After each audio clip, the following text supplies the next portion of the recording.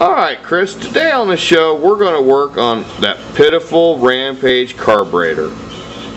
Yes, we are. It's a shame, isn't it, that you have to work on such things that aren't horsepower driven. Well, we take pretty much what comes in, generally. We do most all of them, not quite all of them, but quite a few. And people still work on these things, so if they'll still work on them, we'll spend some time with them. Well, now, can you tell me why my car isn't running?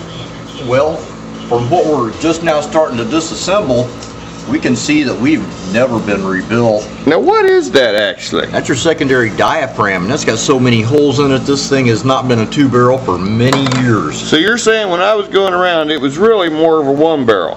Yeah. That secondary diaphragm has not been opened, and it takes vacuum to open that, and with a hole in it like that, it's not going nowhere. In fact, we could probably look at the bottom and see how dirty that plate is. In fact, that plate's frozen, it won't even move. There we go. Oh, but it's so stiff, and that's from lack of use.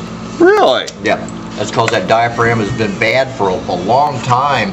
See, people don't realize, you know, carburetors have rubber parts and stuff in them. They still need to be serviced. Depending on how you take care of it, 3 to 5, 5 to 7, 7 to 9 years, you need to come see me. And that old rubber just don't hold up forever, does it? Just doesn't last forever. So let's take it apart and see what we see inside. Hopefully it's not as scary as what we're seeing on the outside. Well, that so poor old far. diaphragm was shot, man. Well, yeah, we've got the pump boot off too, and it's the same way. This is severe old age. It's just absolutely turned to stone. Good God, man, I can't believe how bad a shape that's in. Well, stuff gets old on us. It's and when it sets too, I mean, once it sets, with all of the alcohol and our gas and everything, most of this rubber products, they just absolutely turn to stone. Wow, look at the corrosion on that. Now, what is that? That's water corrosion. That has definitely either had water in the tank, or else it's sat outside where it's drew moisture. It has sat outside for some time. There we go. As you know, the Rampage was a junkyard car. This is reclamated, so it looks like it had a long time in the junkyard too. Yeah, I expect we'll see that a lot more once we get inside here. There's your expensive parts.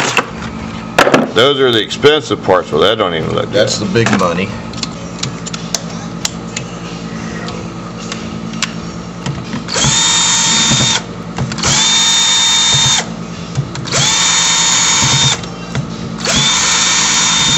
Man, what's the best thing we can do to make those rubber parts last longer? Don't ever let them go dry. Never let them go dry. Never let them go dry. You're going to leave this thing set for a while, stabilize that fuel. So when that tank is empty and it's sitting there, that ain't doing nothing but rotting that rubber, ain't it? That's exactly right, yeah. Everything's dying. We want these carburetors to stay wet. So yeah, when you park this thing this year, you stabilize that fuel. Make sure there's enough of it in there to get into the carb last time out, and then you stop on the way home and top the tank off.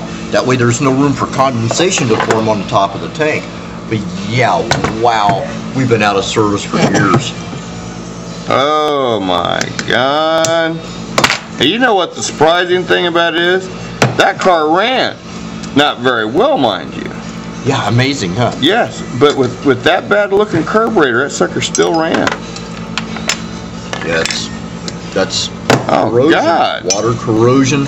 Like I say, probably because it was a junkyard. It sat out there and drew moisture. But yeah, it's like your gaskets. They just get brittle.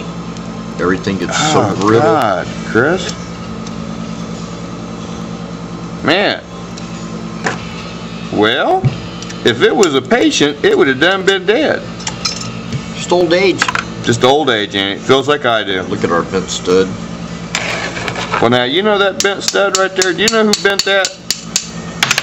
I bent that. I sure did. I know how that got bent.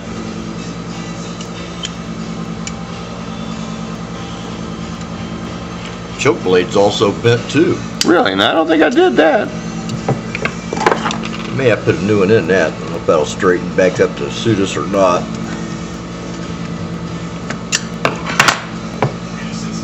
They bent that down so that the choke wouldn't fully close is why they did that. Really? It left a gap there at the back.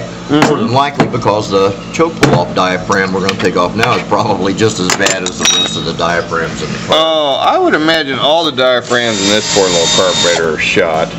Yeah, hate to say it, we're probably going to gouge you pretty good for this one. Poor little carburetor.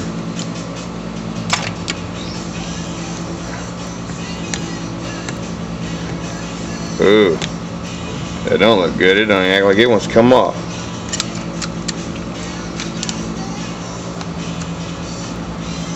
Damn, that don't even seem like rubber, Chris.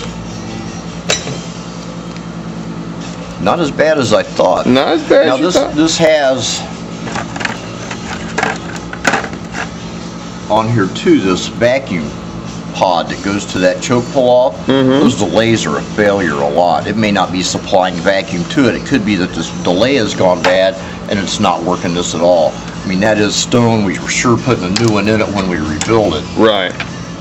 But yeah, that could be the issue right there. That delay could have been a loser.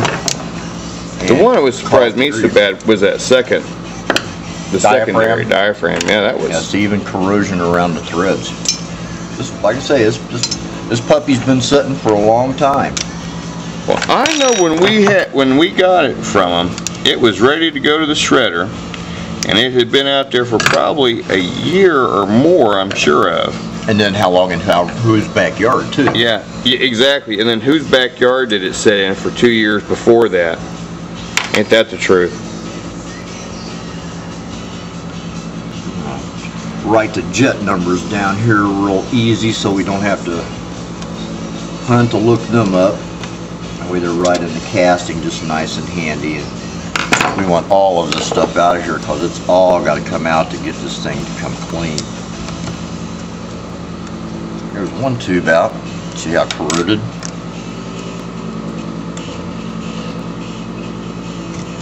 There's your second one out. And those will be full of stuff inside too. I can tell you right now this is going to be an all-nighter. Oh God. In fact, let me see if I can blast some of that out of there. Jesus. Wow, huh? Wowzer. That poor little carburetor. But they come in like this all the time, and not just Omnis, but all carbs. Anytime you let one sit.